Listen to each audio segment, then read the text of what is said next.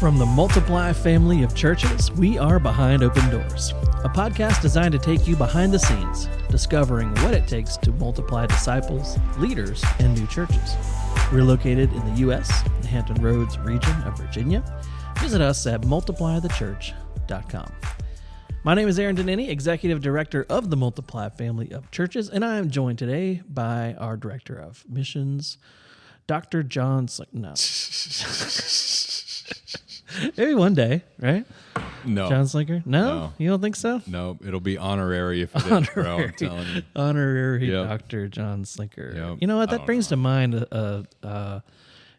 Dr. Carson that you worked for at Southeastern, of course, passed away years ago.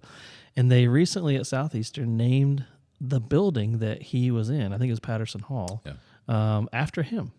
How did that land with you? How do you feel about that? Man, it felt I was so encouraged. That's so cool. He was such a good dude. He was honored well. Yeah. Man. He was honored well while he was still living. I got to be his assistant, and that meant that always a lot shocked of different me. things. Yeah, that always shocked me a little bit. So talk to me a little bit about that. So I didn't even plan to do this, but this is he was such an interesting guy. He was an African American pastor in the mountains of North Carolina for a long time, blind from childhood.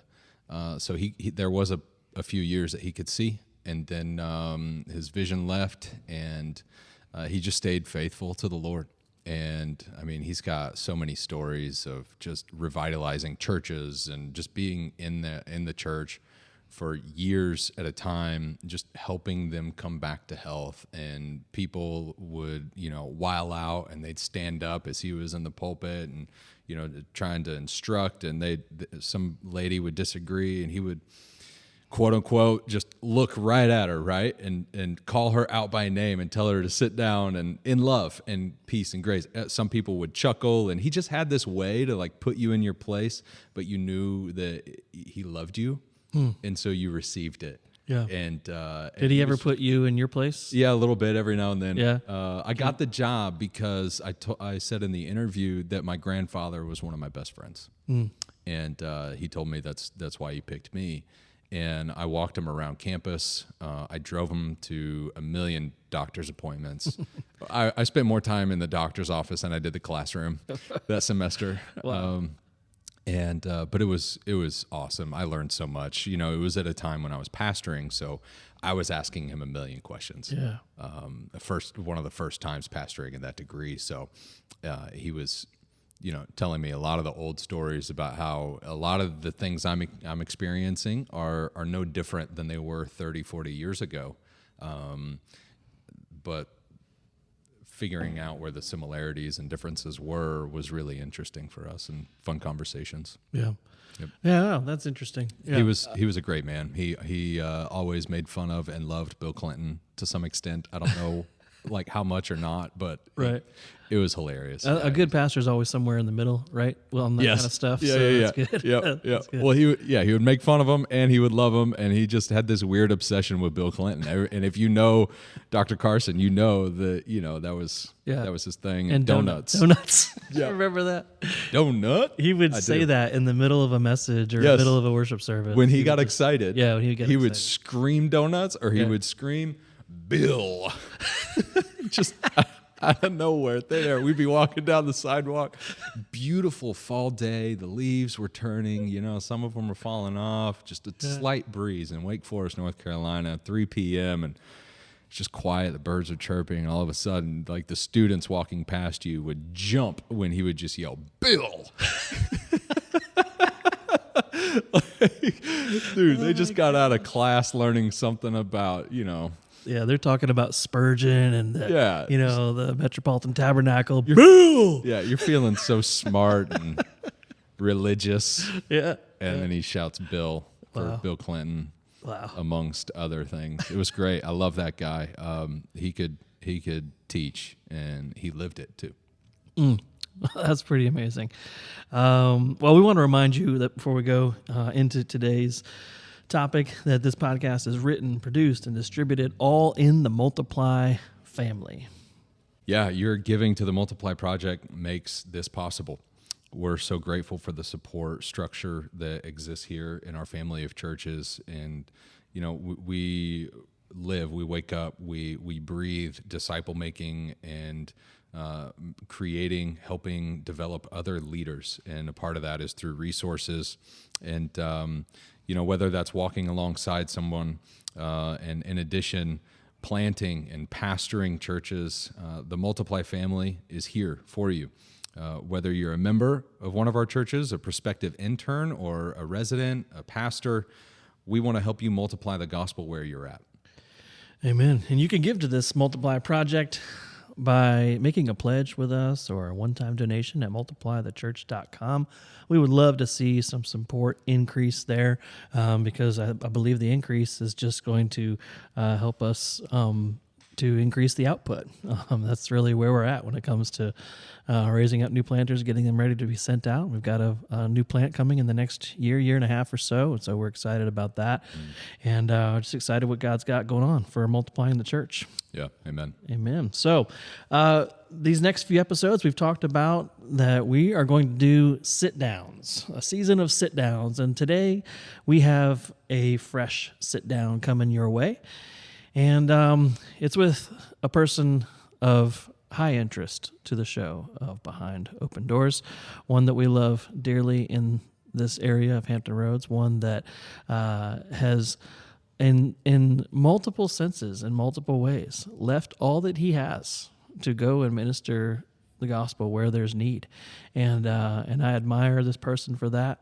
I admire his humor and the ability that we have when we get together to just laugh almost hysterically at times over old, Chris Farley and Will Ferrell movies or whatever the humor may be.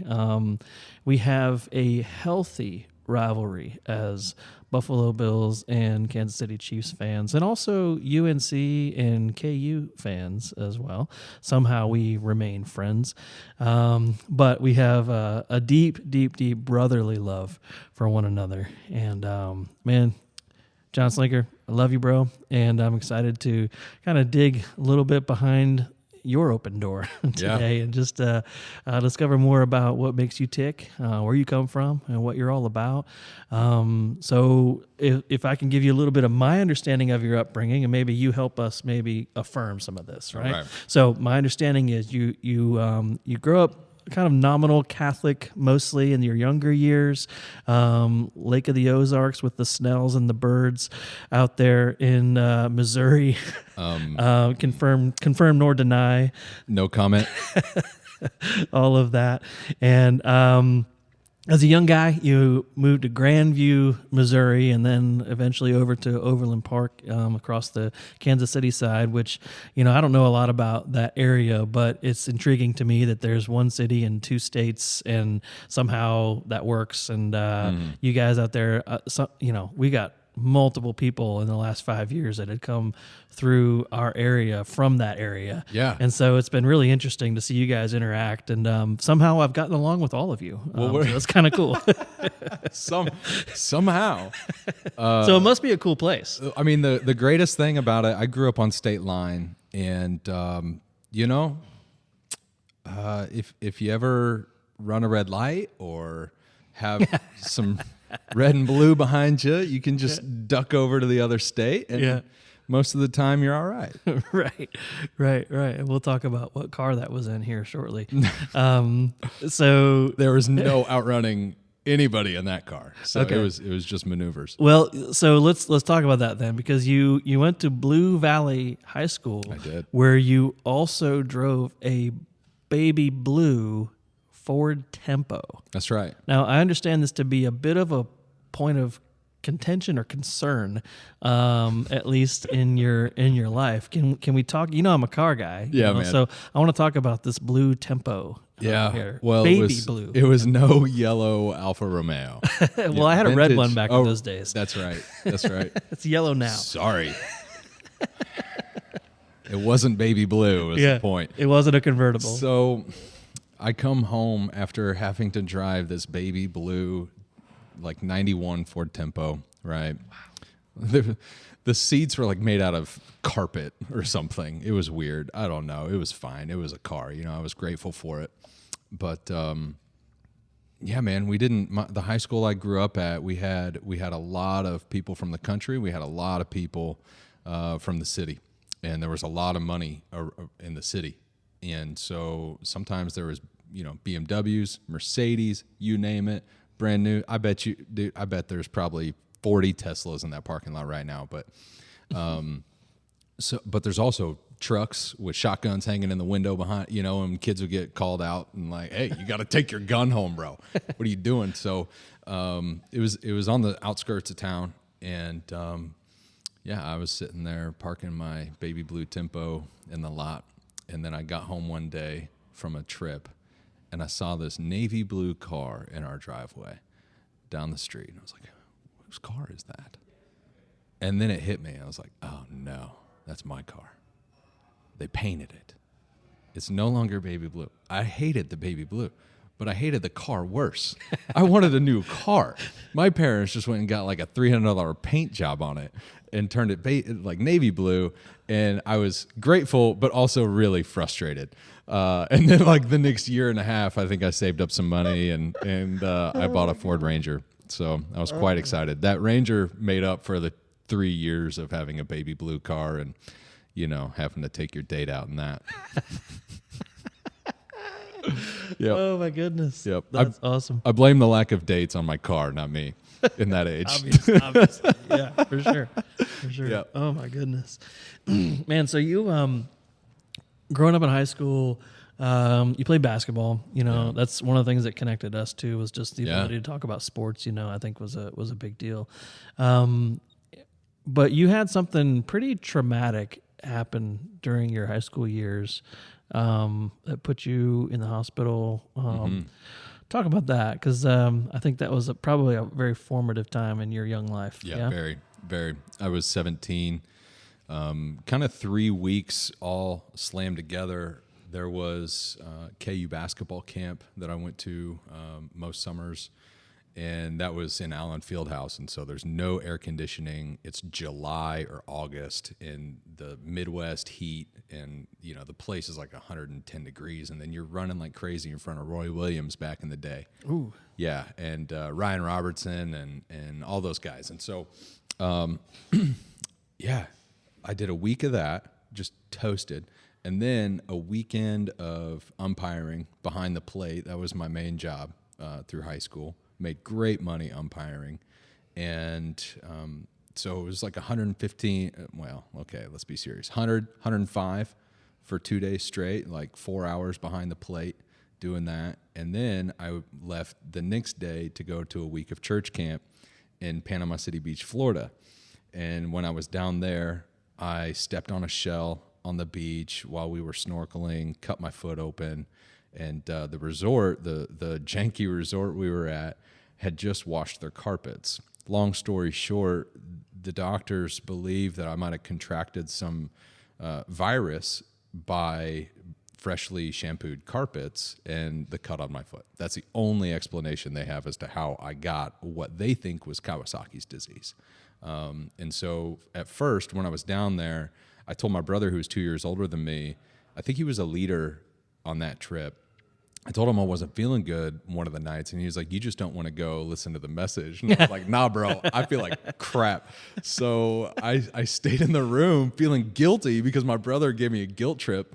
And I was solid like, big brother move. Yeah, right. Totally. Zero compassion or empathy. Yep. That definitely made me a little bit of who I am. So, yeah. And then like the next day I woke up, I was fine. And then I get home. I fall asleep for 3 days, and I wake up sporadically, and my mom takes my temperature, 104. We go to the doctor's office. They give me a shot. They're like, you'll be better in 24 hours. In a few hours, I was in the ER, and my skin started falling off my hands and feet and face in layers. It was crazy, mostly my hands and feet.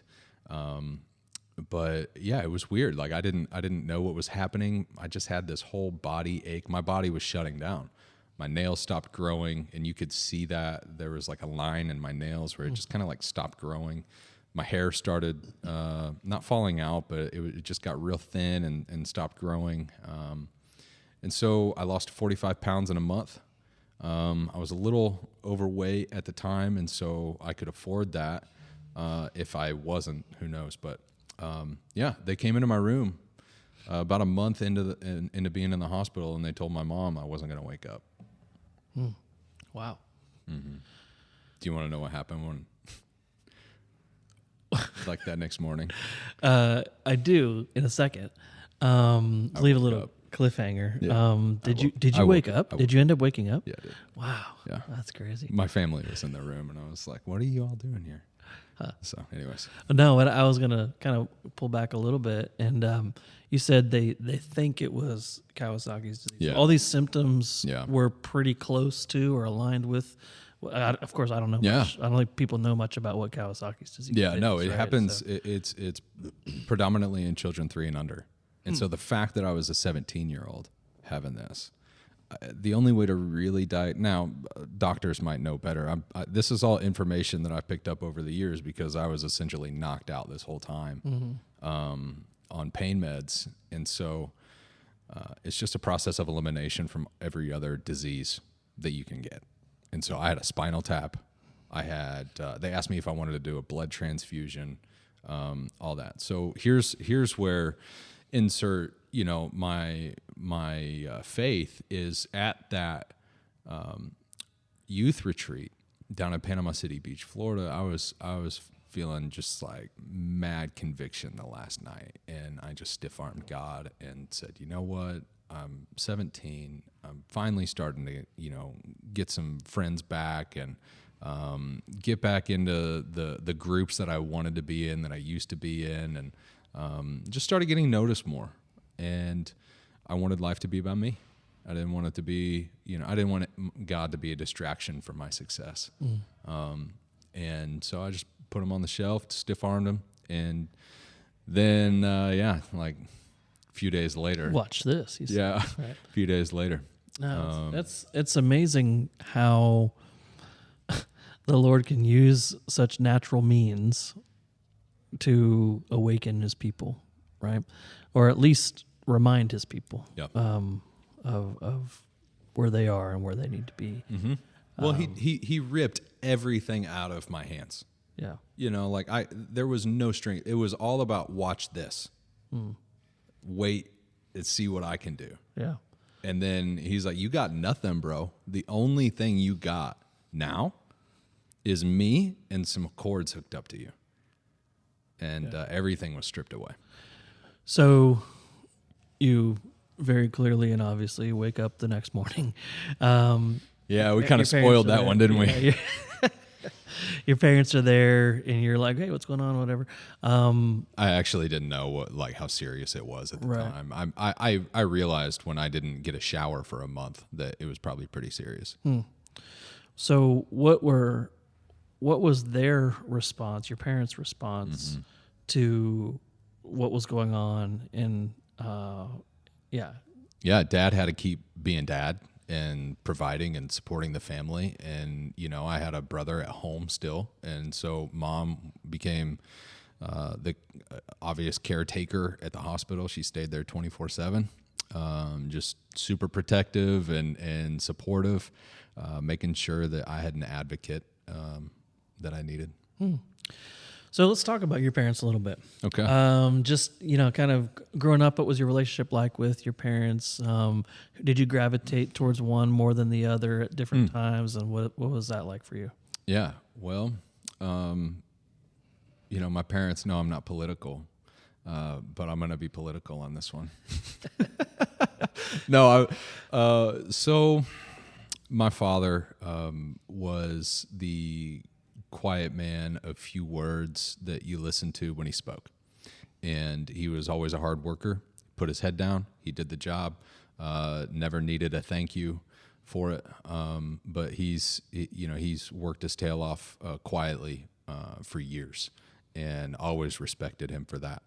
A sensitive man. He was a musician. He was an artist, more of a scientific musician as opposed to just like a uber creative out of thin air musician. So a theory guy, like really into that. Huge theory. You know, he could sing in multiple languages. He played 20 something instruments, and we had a lot of instruments in the house growing up. And so that's where I get a lot of my creativity and love for music and inspiration. But my mother, I get my hustle and my drive from. Her father was a Marine, and so she was the third daughter to a Marine, and she was the tomboy. She ended up getting like second or third in the world for baton twirling for her age bracket, which was like 16, 17, 18, something like that.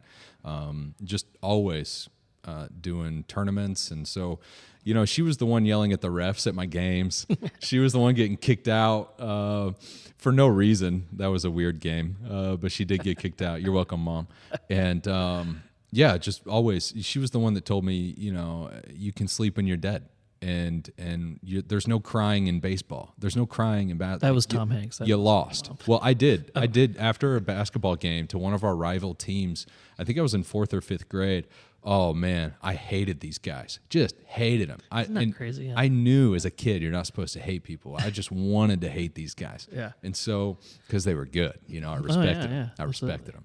So we lost in the last few seconds, and I gave my all, and I started crying afterwards. And I tried to play it off using my inhaler, and my mom gets me into the van. She's like, "You wait till you get into the van to cry. You don't show the other team that you're." Anyways, that was helpful. But that kind of explains my relationship and kind of my drive and a lot of my personality. But the other thing with my mother that she taught me being a teacher was, everything's fixable, and you know, an emergency on your part doesn't make it an emergency on my part. And just that, you know, as long as I have my parents, as long as they're still alive, I know I can always pick up the phone, and they showed me what unconditional love was. Yeah, that's good, man. So you have this Kairos moment or so at 17 years old. What was it a God moment for you, or was it just a dang, that really sucked kind of thing at the time? Yeah. You know, what was that like at the time? Well, being a somewhat dramatic 17-year-old and not really knowing myself or my tendencies or how I respond to certain things, you know, I understood the seriousness of it to a decent extent. But I think psychologically I was also in some denial about it. And, you know, the only thing within my control for those few months was trust in doctors, trust in man, trust in medicine, trust in a machine, or trust in God. And when it got boiled down at 17, that I realized that, you know, I'm not going to put my life in a man's hands or a machine's hands, or just medicine necessarily. You know, obviously all are great, but when it comes to life and faith, man, I really learned the importance of placing my whole faith in God. Would you say at that point you were, obviously, you know, progressive revelation, we know a lot more now than we knew back then, but like, would you say at that point well, maybe I should ask you this way. At what point in your life would you say that you were a genuine believer in Christ? Now, we learn to follow him, right? And things get right a little bit later in life typically, but at what point would you say, like, I believe that Jesus was Lord at this point in my life? Yeah. Intellectually, I believed that quite a bit earlier. I believed that, you know, you've heard the stories. You know, I grew up in church. I believed in Jesus since I could. I've been a Christian since I was born. I've been a Christian since I was born. Don't you know? My heritage is my ticket into heaven. Obviously. So it's a joke, people. Yeah, not really. So I think there was definitely something that I had a Pauline moment where it was, look, you can take my life. I don't even know who you is, but at the time I was like, they can take my life. Ultimately it was God. I was thinking it with God. God, you can take me home and I'll be in a better place. This is my 17-year-old logic. Or you can leave me here, and not out of guilt, not out of persuasion to try to keep my life, because I didn't even care about that at that point, because life sucked at that point. It was a legitimate, if you want me to stay here, show me how to live for you. What does that look like? Because I want to do that. Because I realized there's nothing in this world that is really worth placing your trust in. Yeah. So eventually, I don't know how quickly, but you get back on the basketball court, right? Shortly after that. Yeah. Right? Yeah. And Eventually. Yeah. And you play basketball your senior year. What happens your senior year? Yeah. So played JV, and then I got mono the next summer.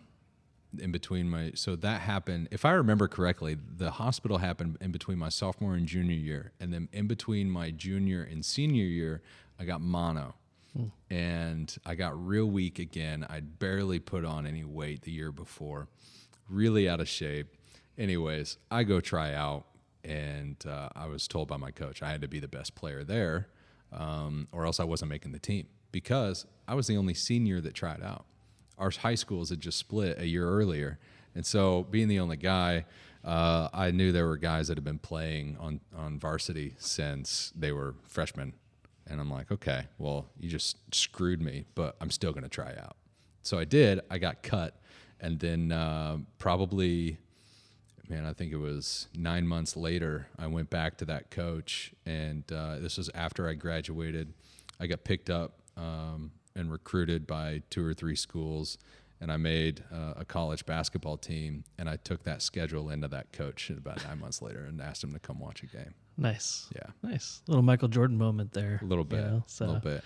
I respected the guy at the time, and I think I still do. I just, 17, 18, I don't know. He seemed like a good guy. It wasn't really like it wasn't as much of a jab as it could seem, but it also kind of was. And so I think I was fine with that at the time. He probably didn't give 2 rips about me either. So anyways. Yeah. So you went to Manhattan Christian College, played ball. Yeah. Did you graduate there? Where'd you finish up your undergrad? Finished up undergrad at Liberty. Okay. I started at Manhattan Christian College, and then went to UMKC. I did a couple semesters of psychology, and I realized, hey, I'm only in psychology because I want to help people. And I had a professor who was an atheist, and I asked him. I had a meeting with him, and I was like, hey, how can I be a Christian psychologist? He was like, I don't know. I was like, okay. So I enrolled at Liberty, and I was like, I don't know what I want to do. I know I want to help people, and I want to do it for the Lord. And I had no idea what that looked like, except for what I had modeled for me at the church I had kind of grown up in. Yeah. So business. So I finished, yeah. So Liberty. Psychology turned into like, oh, maybe ministry. And then I started realizing, hey, graduation's coming up in a couple of years. I should probably actually get into something that's going to make money. And so I got a list of the highest paying, entry-level jobs, and business finance was like top 5. And so I graduated in 2008 at the beginning of the recession. Nice. Yeah, in Good finance. Timing. Good timing. Perfect, bro. Yeah, the Lord works all things. Nice. And you went into I actually did. business career, right? I actually did go into the corporate world for a little bit. Mm-hmm. It sucked. It didn't last long, though. Well, there were aspects of it that sucked, and for me. But now it interests me again, this side of that age. So what was it that you didn't like? Was it just kind of like the humdrum office life? I mean, when you're 20-something going into the business world, you're going to get the scrub job. Like that's just, I got it, man. That's just what you're going to do, right? I was a fund auditor. I was looking at, it was rough. Yeah. For me, it was rough, especially the way I'm wired. But I didn't know myself then. Yeah. I I didn't know myself. I knew I probably wasn't cut like and cast for that job, but I tried to force myself into it anyways. Yeah, I don't know if we've talked about this on the podcast before, but you and I have talked in previous conversations about how, like, in your 20s, you're like discovering your gifting, discovering who you are and yourself in the world, and what your contribution is going to be to society. In your 30s, you're building that. You're starting to put a lot of energy. You get real tired in your 30s because a lot of energy is going into you building that career. In your 40s, you're becoming a bit of an expert in that career. In your 50s, you better be teaching the previous generation and bringing up other people, because you're like at the top of your game, knowledge wise, and your 50s, experience wise in your 50s. And in your 60s, you're starting to transition and pass it on to the next generation. And I think that decade analysis has always been helpful for me to think through, especially when you're discipling people younger than you, is to say, hey, in your 20s, you should be frustrated.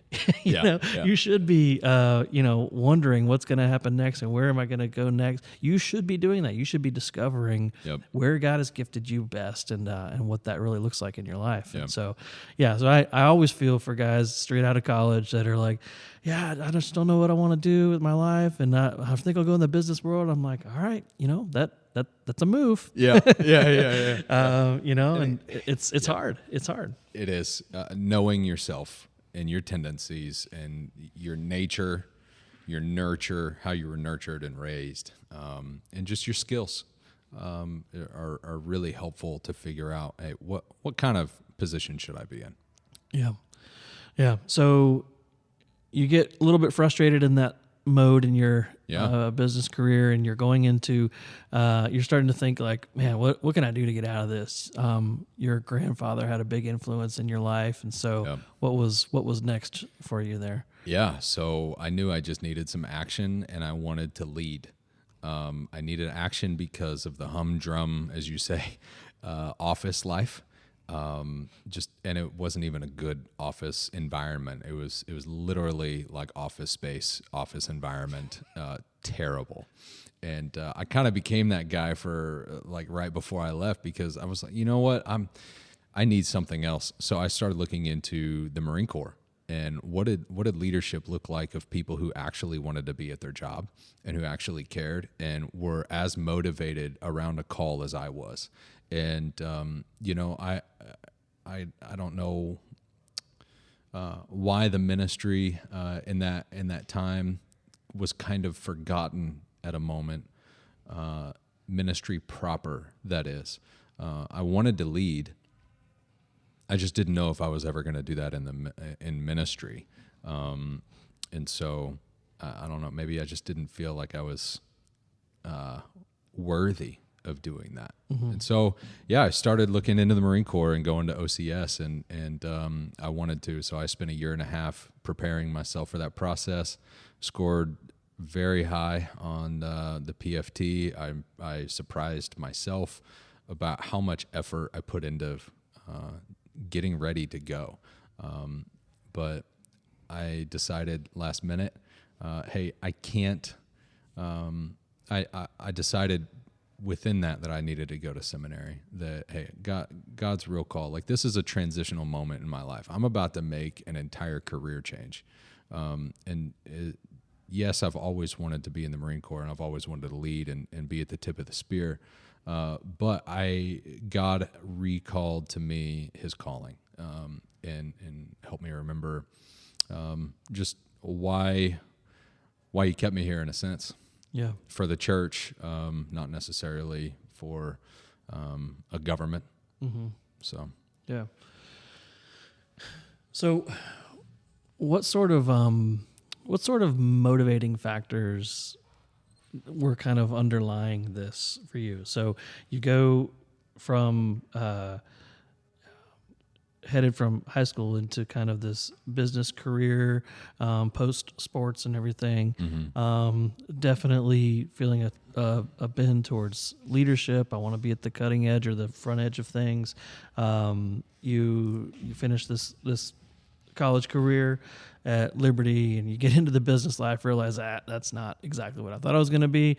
It's not real leadership. Marines are leaders. Let's try that. Let's work on that. Cause I think your grandfather was a Marine, Yep. like you said. So like that was a reflection of that for you. And now you're like, oh, wait a minute. I remember God's call on my life. It's ministry leadership is where I need to be called. So what, in that story, like what were some of the things that you would say were kind of underlying motivations, underlying factors that were kind of informing some of your decisions and just the way you were trying to live your life? Man, I'm gonna pull it back to self-awareness again. I knew the gifts that God had given me, and I realized that I wasn't going to be able to necessarily utilize those in the way that I had seen modeled. I had never seen my gifts modeled in leading Marines or in the military context. I have seen my gifts in a church. That's where I had it modeled for me. And we'll talk about that. What was the church? We didn't talk a lot about your kind of church upbringing. No, and that was massive. I know that's kind of interwoven into your story. So go back a little bit, sort of Catholic influence at the beginning, and then how did it go from there?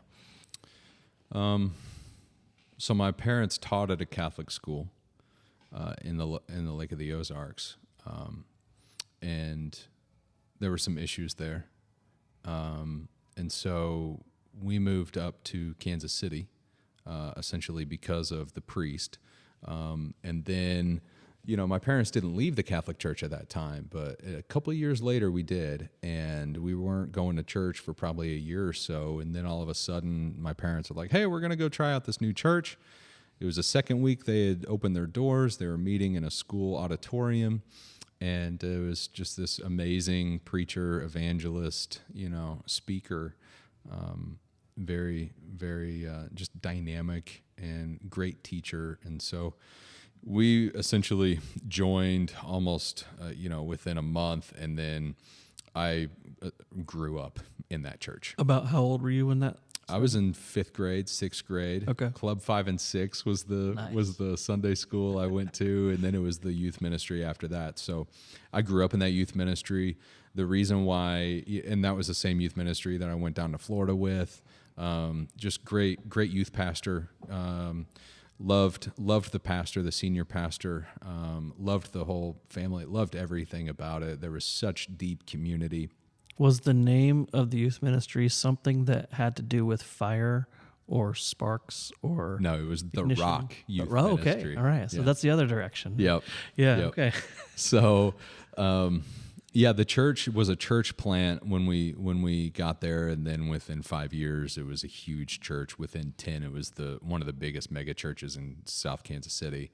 And my parents were massive influences in the youth ministry, and they just wanted to serve and love teenagers and lead them as well. And I think it was also a way that they could still be in our lives and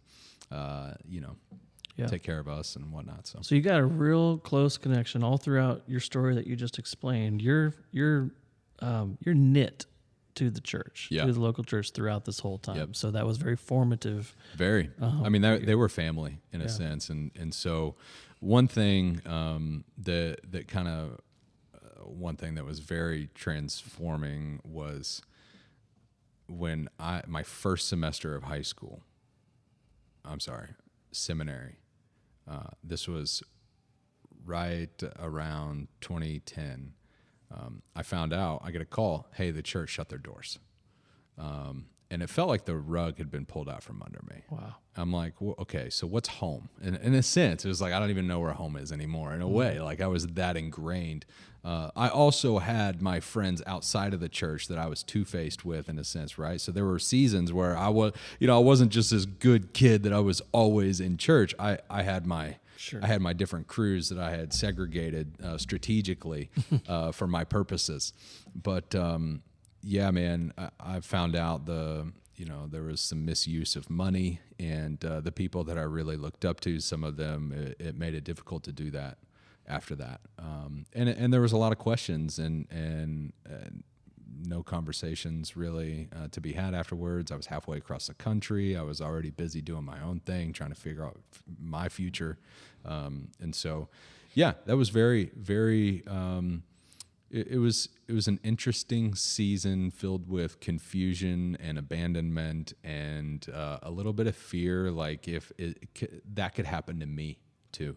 Like if I'm not careful, I've already had my run-ins with worst case scenarios. And so I just wonder psychologically, emotionally, like I'm sure it had a greater impact than I realized. So you head off to seminary. This is the point where you say that, like, I really feel like God's beginning to clarify His call in my life. I kind of know who I am, what I'm gifted for. That looks like it's involved in the church. What exactly was that call? Like, and I don't mean some sort of audible, face-to-face experience with God, but like was there a life verse? Was there something specific that you were like, man, this is what God's really calling me to, and I know it? Well, the first time that I really had a message that I understood and felt some kind of calling was I had just bought in Nellyville, the CD at Best Buy, and then we went to church camp, and I threw Nellyville into the lake because I was like giving all to, right? I'm like, dang it. Common practice back in those days. Right? Yeah, sacrifice, burn them or whatever, do something. Yep. So, sorry, Nelly. If you put a CD in the microwave, it like explodes and does this really cool electrical thing. Oh, okay. Yeah. Okay, try that at home. Next time you want to destroy a CD, try that. All right. I'll destroy my microwave along with it. The dorm one was fine when I got done with it. Jeez, you put your forks in there too, didn't you? No, I didn't do that. I'm not that dumb. I destroyed my parents' microwave in the apartment that we lived in for a couple of years because I did that, and I didn't know. I was a dumb teenager. So what was the question? God's call. Just like I realized what was clear about it. I realized early on that there was this thing. I didn't know what it was called, but it was conviction. A lot of it was guilt.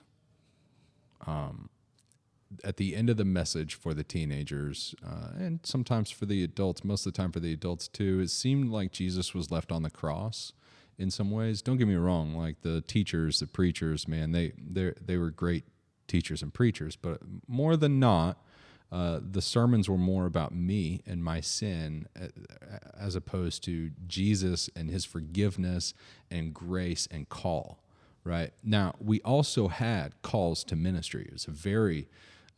it took up one night of the 4 nights of youth camp, and then there was other things throughout the year, and so all that was very in front of me. And then I did classes and courses for teaching and preaching and leading Bible studies and whatnot. Like I was on staff at that church for a few years in college, and so I had already done a stint in ministry myself by the time I graduated college.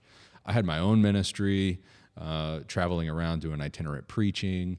I was really fascinated by that. I learned so much. I became a student of the Word from the pastors that I had teaching me. But it wasn't until I learned in my first semester at seminary just the importance on not just the cross, but the resurrection and the new life that we can have on the other side of our death.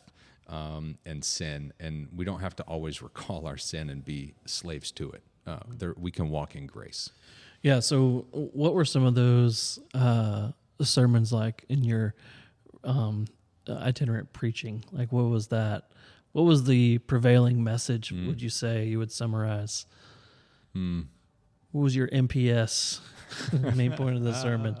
Yeah, the people and me, or, like I definitely...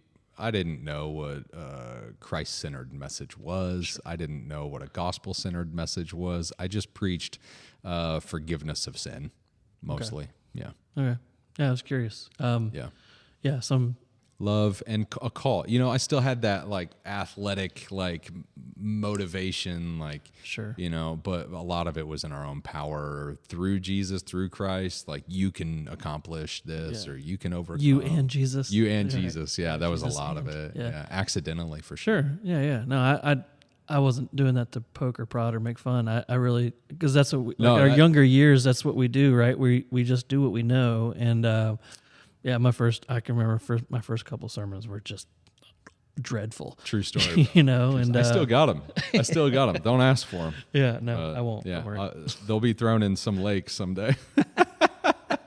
The same lake as Nellyville. Yeah. No, I could go rest in peace at the bottom of the lake in Nellyville. Nice. Is there a verse for you, like a verse or From a passage Nellyville? of scripture? No. STLMO 314. Okay, thank you. Yep. But is there a life verse or a passage of some sort for you that's like, this is kind of what I hang my hat on, or this is what God's called me to do, or this is just my heart. This is where I align with the scriptures. Yeah. So there's two that come to mind, and they're really from the hospital, from that season. The first one is, Paul's passage. You can kill me, but you're just going to send me somewhere else, or you can keep me alive, and I'm going to keep doing the work. And so either way, God wins. So second one is Jeremiah 29:11, which is hilarious because that's the one we always joke on, right? But that was the verse my mom thought and read over and kind of spoke over me for hope in the hospital. Yeah. And I didn't know what proof texting was at the time. However, I did claim that verse in a lot of ways, but that didn't mean like God has this perfect dream life for me, prepared for me. Like, I was not living the dream. I knew this is not some self-help like Bible verse. Like, I really knew God has a plan for me. God has, and I, whatever that looks like, it doesn't have to be my plan. And that was the thing. Like, God is in control. Yeah. That's how I interpreted, he's got a plan for you, not to harm you, but to give you hope in a future. Yeah. And if that future's with him, then guess what? Yeah. Even better. Yeah. So with coupling this whole conversation of God's calling on your life to now, like, this is more of like a present reflection on what God was calling you to do. Do you know, like, the problem that God has called you to solve or tackle in the kingdom? Like, what is it that he has uniquely gifted you or wired you to go after and fix, as it were, because that's what we do in a broken world. We try to mend things until he makes all things new. Yeah, right? Mend the nets, right? Yeah. So where's the tear in the net? Yeah. I think where God has called me is just equipping people to get them on the mission field, whether that's abroad or across the street, and learning ultimately how to make disciples. But beyond that, that's within leadership. So I really sense in the last 6 years, God's transitioned me from just teaching people how to walk alongside somebody in relationship, to fight for others' highest possible good alongside your own. And so what does doing life with someone look like? In a different degree, but at the same time, I think the transition has gotten more into the last few years. What does it look like to teach leaders to teach others how to do that? Yeah. So equipping the saints to equip the saints. Yeah. Okay. So around the time you went to seminary, shortly after that, there's this call from Dr. George Robinson to go with him on a trip to Varanasi, India, and it's the heart of, it's like the Hindu Mecca, right? Which would be very offensive for them to hear, but it's essentially that. It's the place where all the Hindus go once a year, pilgrimage, and you were invited to be a part of that team and that trip, and so was I. and that's really where we connected and where we met. So, what drew you to that trip or that like India specifically? Was there something that kind of drew you into that? Before that, I hadn't been really anywhere. We didn't travel a ton. We took some trips for sure. We did road trips from Kansas City to California and back one summer. That was crazy. That was awesome. But that one was, I need to broaden my perspective, and I need to figure out what this whole, Great Commission thing is really about. And does it mean overseas only? Does it mean like I had no idea. I just knew that those few years were years that I got to really try and fail in a safe space. Yeah. So, and I've always been one for adventure. So India, like that kind of like bring it on. Let's go. It felt like to me, it felt like one of the hardest places that you could go. Yeah. And it was like, yes, I want to go there. It was the first place for you too, right? Yeah. Go abroad. Well, I had been to Mexico. Oh, same. Yeah. So in Mexico City and in the hills of Mexico. So I had a little bit of experience about 5-6 years prior. But it doesn't matter. Like that Mexico is nothing compared to going to the heart of India in those spaces. Like whatever Mexico has, just multiply that times at least 10. Yep. And that's what's going on in India. Yeah, it's not that it might be worse necessarily. No. But by scale. Oh my gosh, it's so much more predominant. The poverty is so much more predominant over there. People, in general, the people are. There's so many more people everywhere. We're very familiar with the Mexican culture here, and so we didn't know anything. Right. I mean, we saw lepers lined up, hundreds of lepers lined up on the way to the Ganges. Yeah. A couple nights begging, and it's just like I didn't know lepers were a thing still. Like how old am I? And I'm realizing so much, and just so true. Yeah, the bubbles were just continuing to pop. Yeah. As I started to really open my eyes to what the rest of the world had to offer. Yeah. And just how blessed beyond measure that we were. Yeah, and the blatant idolatry was something that shook me. Yeah. Like they're literally going down to worship this river, Mother Ganga. And the RT festival, the fire festival. Yeah, that was awesome. We got to go and share the gospel while they're all worshiping their Hindu gods. We were talking to them about Jesus, which today would not happen. We did get threatened on that trip a little bit. We did, and we had to get shut down for a couple of days, and we did a training inside the hotel. Yeah. But today, it's even worse. Like, we would have been thrown away in jail at least for some time, and with the non-conversion laws they have there now. So it's just, that was only 10 years ago, Yeah. So, was that before the BJP? Yeah, it was. Yep. It was, yeah. So when Modi came in I guess 14 or so, that's right. when everything started to change. So that was a different India back in those days. Yeah, for sure. And maybe a little bit different John back in those days. 100%. As I recall, we were riding in a van, not down by the river once again, but on the streets of New Delhi, where we had this this limo van, which had like the black lights inside, and it was almost like a party bus. We were in a semi-party bus. Yeah, because there were 12 of us, so we had to rent a large vehicle. 12 dudes. Yeah. With our professor. G. Yep. And we're riding back from having some great food at the Hard Rock Cafe, a bison burger. We finally got some beef in our system. Yeah, that was like 10 days. Yep. Yeah. So we're riding back, and my friend John just starts busting out some freestyle. We had a beat going. Well, and then somebody else was talking about how they could freestyle, and they were trash. They were total. They were bad. I don't even remember who it was. Yeah, I don't either. I won't call him out. I don't remember. But it was just like, come on, bro. It may have been Matt Bishop, actually. Don't say that.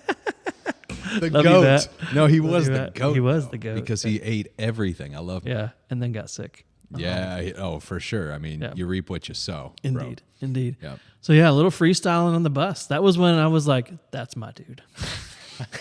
Things changed at that point.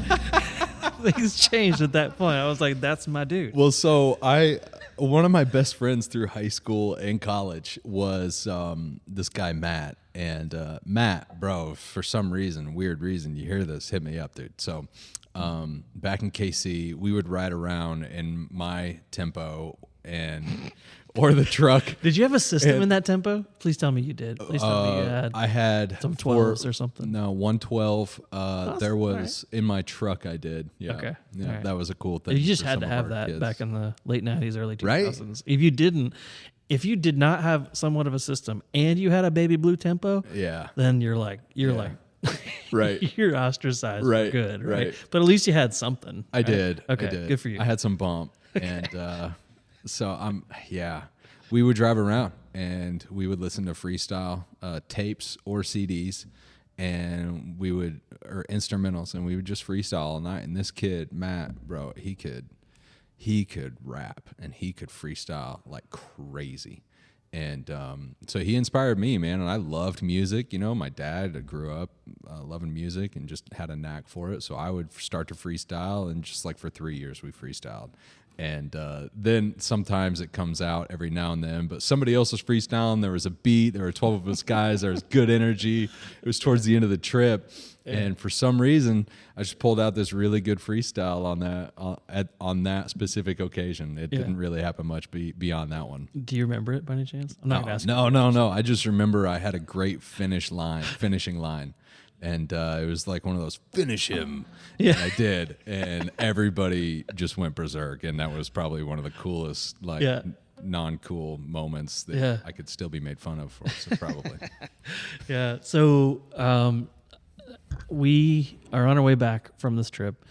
You, me, and another guy are on the plane. We're drawing pictures. We're like forefielding out our life and envisioning what could be next for the gospel, for the church. Yeah. And I think we created 3 circles on that trip. Absolutely. Yeah. And then Scroggins took it from us. I know. So, we got to figure that one out. But man, we had a great time just starting to really brainstorm and connect over those kind of things. While I was almost done with seminary. You're kind of in the beginning part of seminary at the time. And we just developed a unique, closely knitted passion for mission, for church planting, for disciple making. I think that trip really kind of galvanized that for both of us. Big time. In our lives. So talk about kind of what was next for you. You got married shortly after that as well. After a couple of years, Lauren stepped into your life, right? And then you guys are contemplating kind of what's next in ministry and life together now. So talk about the next few years. Yeah. So right around that time, it was right after India, I had been youth pastoring, and very similar to your story, in seminary classes during the day, going back home, teaching at night, and teaching students, right? So a youth pastor, and then our pastor at that church, whom I was really close with. I've shared briefly in a previous podcast that something else that wasn't even a big deal, but just kind of like was a little manipulative about it and secretive, and so the people didn't like that. He didn't like the people didn't like it, and so he just up and left out of nowhere, and so that left me there, young seminary student, trying to figure out this 100-year-old church in Durham, and they asked me to enter them, and so that kind of all blew up. They didn't want to follow Jesus or study the Bible, and they just wanted to do what they've always done, which was their traditions. And so, that really, after my first pastor that I grew up with had kind of been disqualified, if you will, and I lost a lot of trust and respect. The second guy that I'd really grown to appreciate and be mentored under and discipled by, same thing happened. And that church kind of crumbled as well. I ran from ministry. I ran from life. I was dealing with a lot of stuff at home as well in that season, with a previous relationship, a lot of anxiety, depression in the home, and so not that it was the right move or the wise move, but I did. I responded by my running. I felt trapped, and I just turned really selfish. and ran. And so there was a season where you and I didn't speak some. You were one of the only guys to really reach out in that season, as I just went dark. I just ghosted everybody. Before ghosting became a term, I was a pro at it. And I think there's a lot of abandonment in my history that informs my own tendencies towards abandonment. And so I got to constantly fight that. And so in that season, I met Lauren. I told her, "Hey, we're not dating. You don't want to date. We're good friends. We were working together."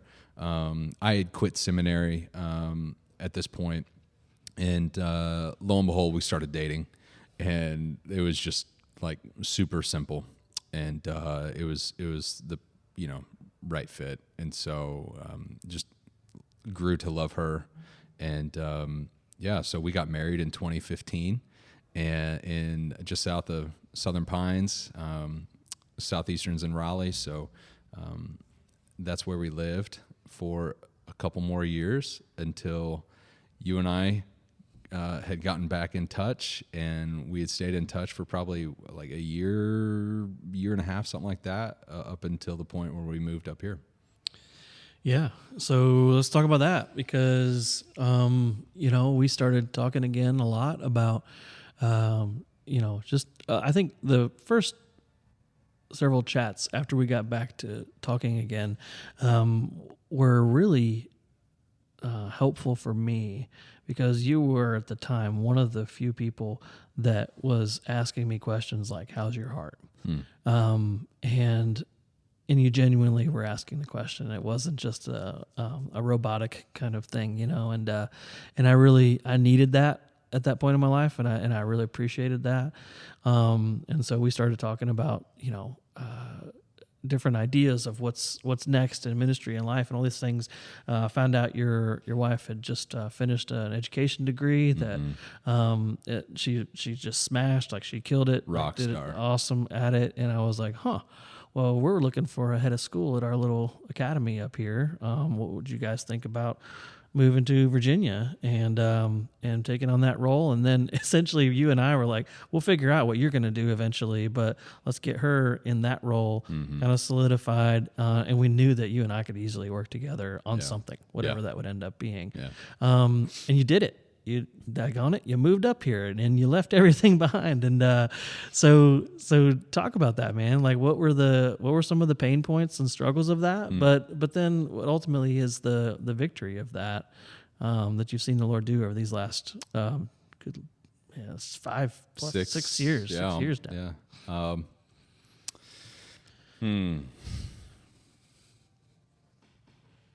I would say trying to figure out, again, just more self-awareness in a new place, in a new season of life.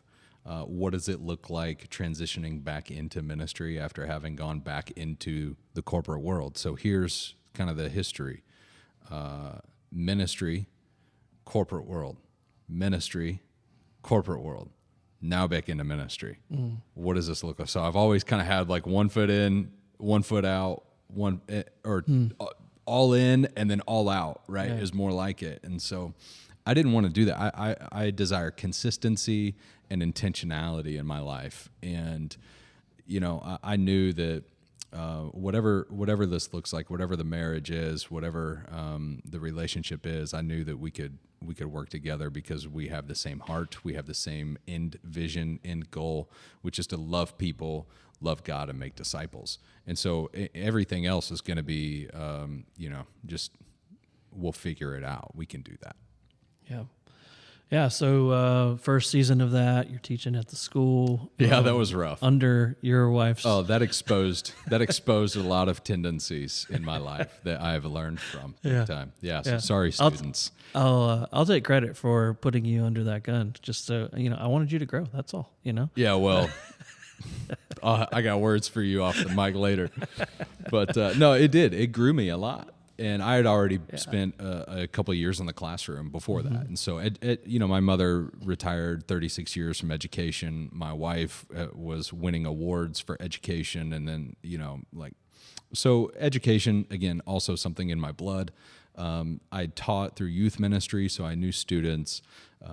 I had done a lot of coaching, basketball, baseball. So it was fun, but good night. It was really difficult for me. Yeah, so after that first year, very obvious the transition needed to be made into a more of a full-time ministry role. Yeah. You were doing some small group stuff with us and different things, Yeah. but it was hard to do that and teach. So, Right.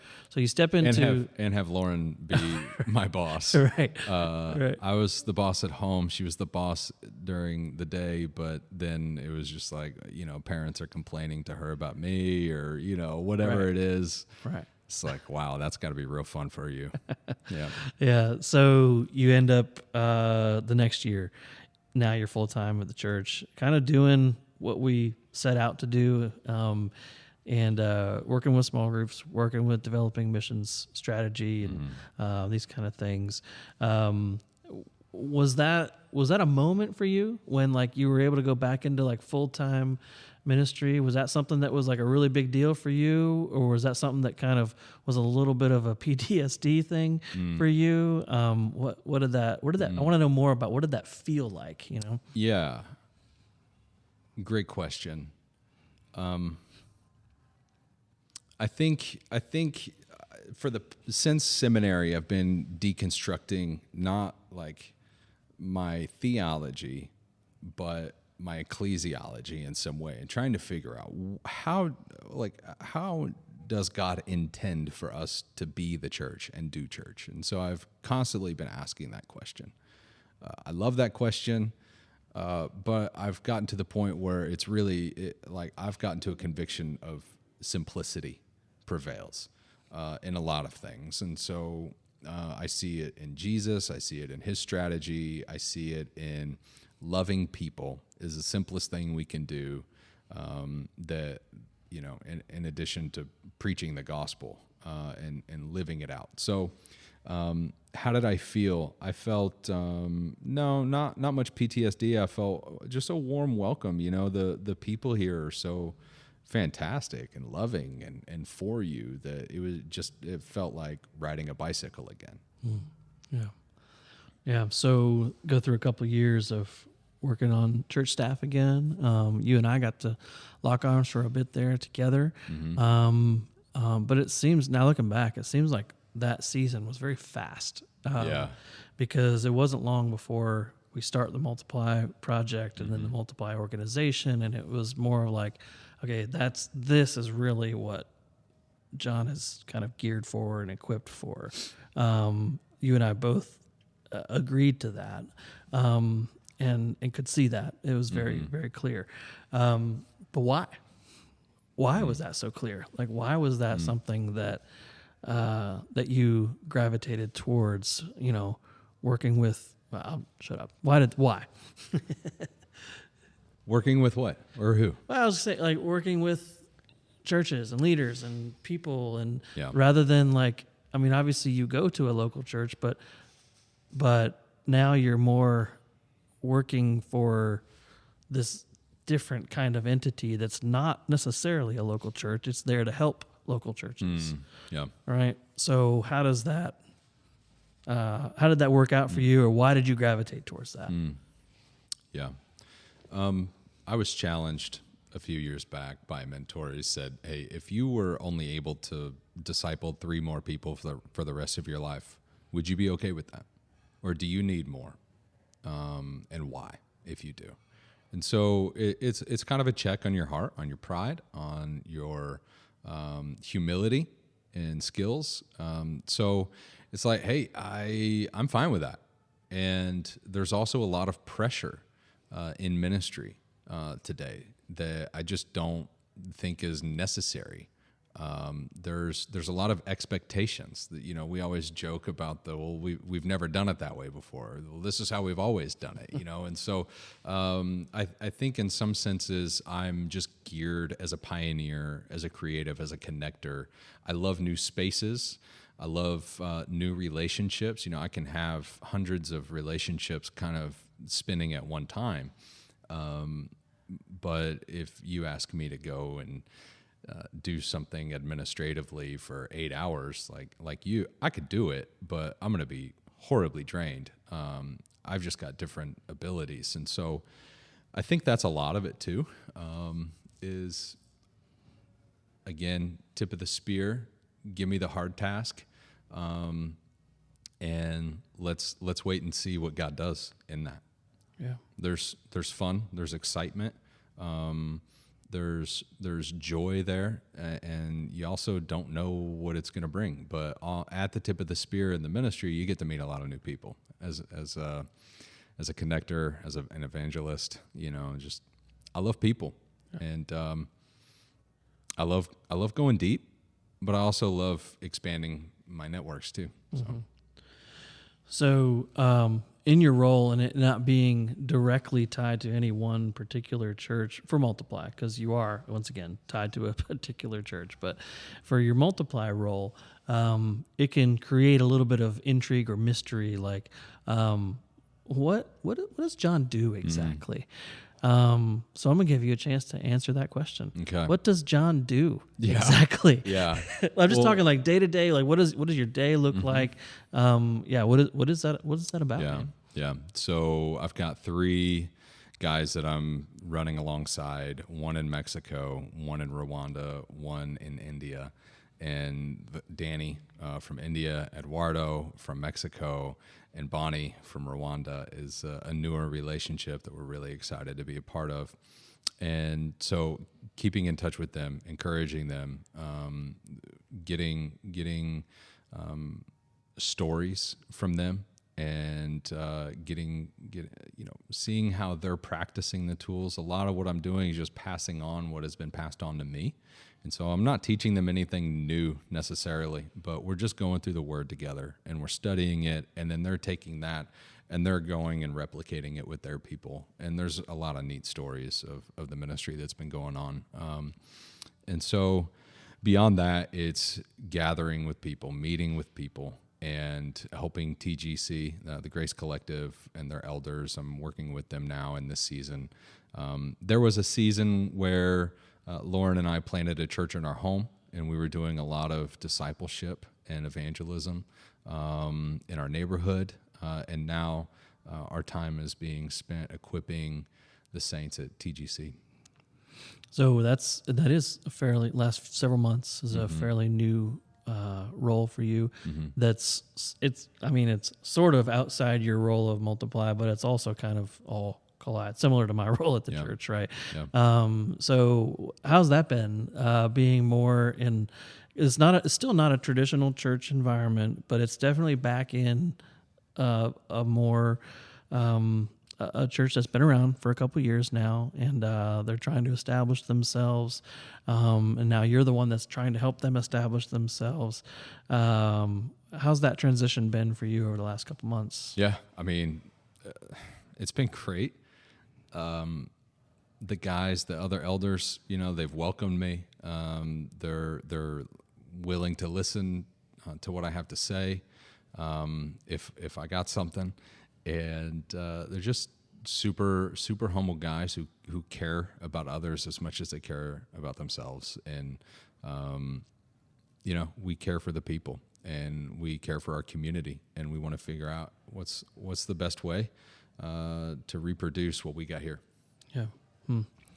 That's good. It's good to hear. I'm excited about that.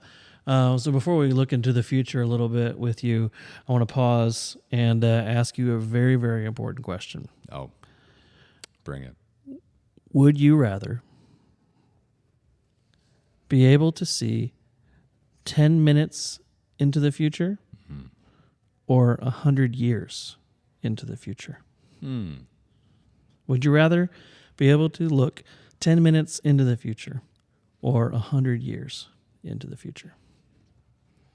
This is a very important question. Okay, so if it's 10 minutes, you can potentially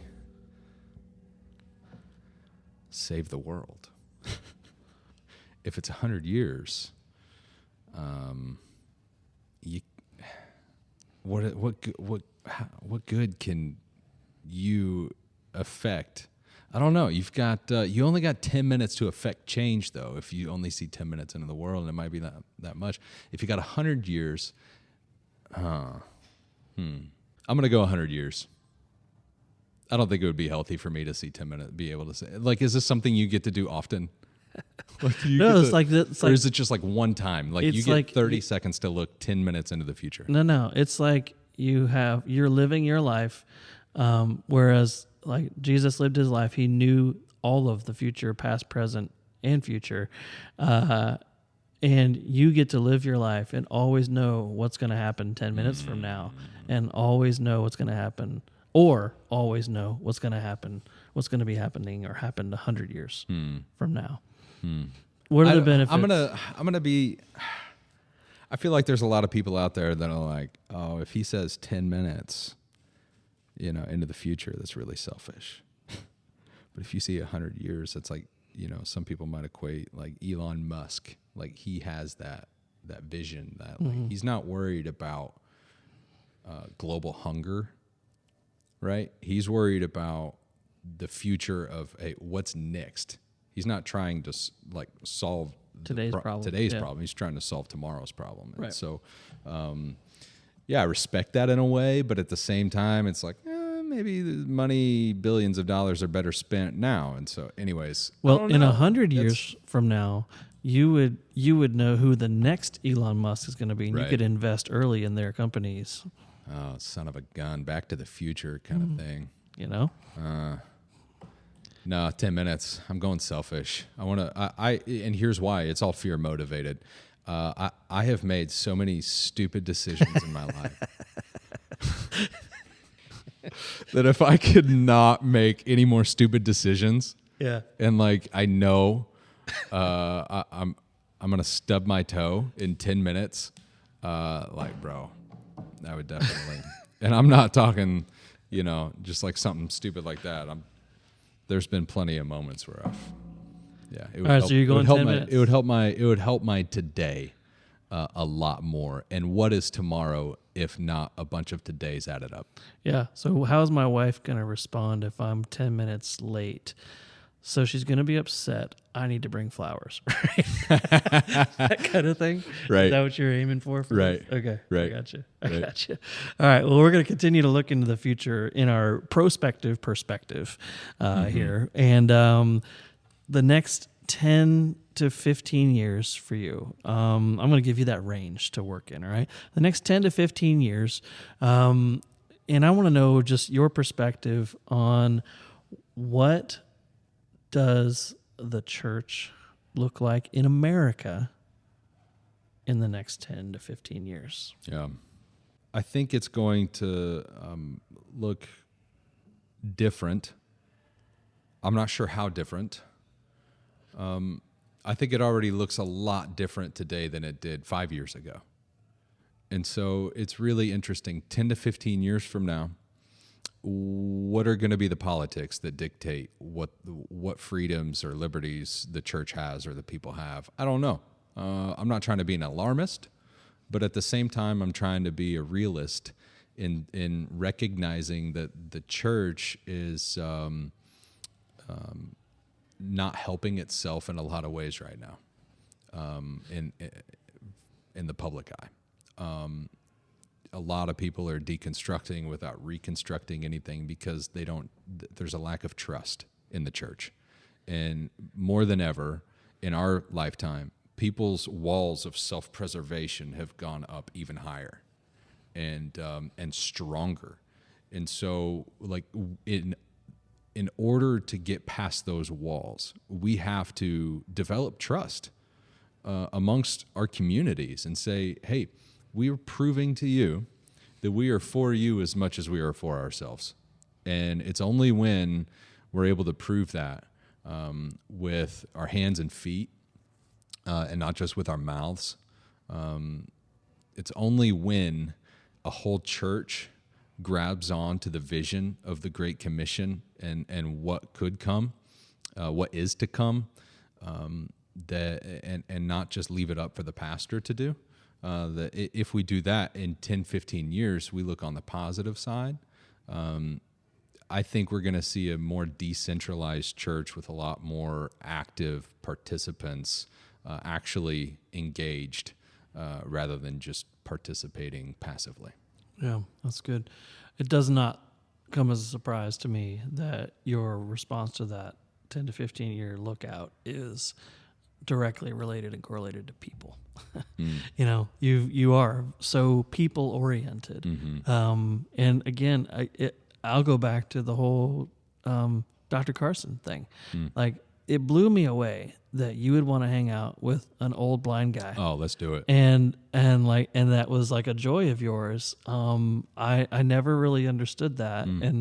But now that I know you, I know your heart, I know that that is what it's about for you. It's about the people. I know me. I'm an idiot. Yeah. Like I love to learn from people, and who better than those who have gone before us and lived 3 lifetimes of ours.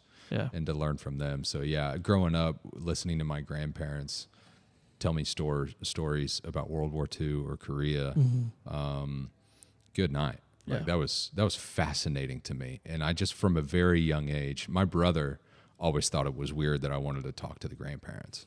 But the second we got there, man, if there wasn't a pool or a lake, I was finding grandpa or grandma, and I was bending their ear about stuff that happened 40 years ago. You know, one of my grandfathers was good friends with Harry Truman. And so he told me a lot of stories about hiking through Europe during the war in the winters, and then he would talk about Truman and then the bomb and then how people hated Truman, and he took that really personally. It was just really fascinating, and I know, you know, I was always entertained in a way by those who had gone before us. Yeah, that's so good. So your vision for the future just includes a whole lot about people starting to wrap their minds around their lives around their calling as disciples of Christ. That's the goal. Helping get them there. That's it. That's it. And it's a lot simpler and a lot tougher than we may think. Yeah, it is. True. So in that case then, what is that going to take in the next 1 to 3 years? What is your role in the next 1 to 3 years to try to get to that end goal of helping the church understand their identity in Christ and their calling as disciple makers of Christ a little bit better? 1 to 3 years, real practical, concrete. What's that look like for you? Well, the process is in healthy things, healthy organisms multiply, right? So we need to get to health. And so what does health look like? I think we've defined health as loving God, loving others, and then as a result of that, we are making disciples. And so what does it look like to be trending towards health? What does it look like to then multiply that health? And honestly, like I said, it's simpler than we might think, because it is just, instead of always worrying about self and self-preservation or provision, what does it look like to be about other people as well, to the degree that I'm for myself? And that's where the difficult part comes in. That's really simple to do, but it's difficult because some people don't want to let you in past the first circle. Other people are you know, you might not really want to go much deeper with, but you know, they're welcoming it. And so you just, hey, okay, what does it look like for me to sacrifice my time, my energy? You know, I'm grabbing a beer with a buddy from down the street at 4 today, and then after that, I've got a call with one of the elders at 8 tonight to talk through some stuff, and all things that don't, you know, are okay. The beer's going to be great, but you know, he's a good buddy that we've actually married him and his wife last year, and so you know, there's things where you're giving yourself away, and I think the important thing over the next 3 years is continuing to figure out, how can I sustain that over the long term? What does that look like? Because the last 5 to 6 years has been a pretty good sprint for both my wife and I. And since she's transitioned out of her role as head of school, you know, she's working part-time, getting back, you know, nursing some wounds from that season of just going hard and hustling every day. And so what does longevity look like? We're at a place where we're not trying to establish ourselves anymore. We're at a place where we're trying to reproduce ourselves, and we want to reproduce health. And I want to continue trending to get 100% healthy. Yeah, man, that's so good. From a Catholic upbringing to just this this love for being a part of the local church and being a leader and on the court, off the court, and even at a very young age being involved in ministry, to various bouts of rebellion, to God just ripping you back into His arms and saying, no, you're not going that way. You're coming with me. To seminary and missions and just loving the call of God on your life. Man, I'm so grateful for you. I'm grateful for your saying yes to Jesus, and all these things. And even when you said, I don't know, at least you were honest about it, and you were willing to let the Lord kind of do His work over time. And so, man, I'm grateful to call you a friend and to be along this journey with you, man. This has been good. I've learned some things today, so it's been good. Amen. Thanks, bro. Same. Yeah, absolutely. So, I want to just point people, as we've been doing, to our resource page, multiplythechurch.com/resources. Just go on the page. There's so many things there to look up. If you're a brand new disciple of Jesus, go there to the disciple toolbox, and you'll find all kinds of ways that you can grow as a follower of Jesus. If you're a leader and you want to just start to grow as a leader and what that looks like, talk to your local pastor, your local church, and go to this page and work through what it means to be a volunteer, team leader, ministry leader, potentially even staff member down the road. But remember that discipleship is always a together kind of thing. It's a me and Jesus and me and others. That is what true discipleship is all about. So we really want to see that happen, because if we can get, as John was just talking about, if we can get disciples making disciples in these core groups, triads, quads, whatever it is, and see that begin to multiply, we will really be able to see discipleship multiply within our churches as a result.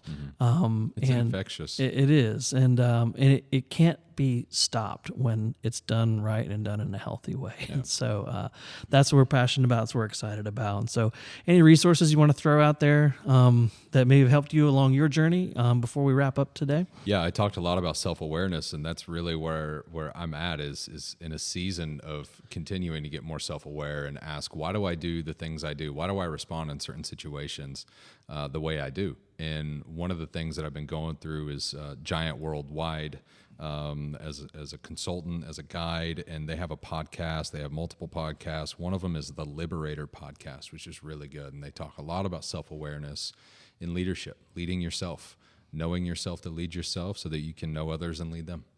That's good. And then the other resource that you might find on our page is the 2 Timothy 2:2 principle. Teach these things to other faithful men that will pass them on to even more. Yeah. Amen. Well, don't forget about our Behind Open Doors Spotify playlist. We gave you some things we're listening to on the last episode. You can go check that out. It has a good selection of the music and podcasts that we enjoy. So go to multiplythechurch.com/podcast for the links. And you can try to search Bod Pod Mix on Spotify and see if that works for you as well. But for now, it's time to close down the podcast. Remember, though, the doors are always wide open here with the Multiply family. Yeah, if you found this podcast helpful, if there's any goodness in our stories, please be sure to subscribe, leave a review. If you agree, if you disagree, we're down for those conversations on the Facebook page where we have further discussions about each episode. So I hope you got to get to know John Slinker a little bit better, our director of missions here at Multiply, pastor leader at the Grace Collective. And today you can share this episode and others on your social media pages. Do that. And if you've ever asked the question, what does John Slinker do? listen to this podcast over and over again, you'll be reminded of the heart for mission, the heart for people. And once again, thankful for you, bro. I was, what do I do? I try to be like Jesus, man. And that's not a joke. I try to be with people. I try to love them and minister to them. And, I'm sure he had a plan and strategy. I have a plan and strategy too. It's just long term. Yeah. And I can overschedule myself sometimes, but I just love being with people and caring for people and teaching people. And you're one of the best at it that I know, man, for sure. I know. You don't got to say that anymore. Well, folks, you have been listening to the Behind Open Doors podcast, where we take you behind the scenes, discovering what it takes to multiply disciples, leaders, and new churches. So let the word dwell richly in you, and may God multiply your efforts for the kingdom. Amen.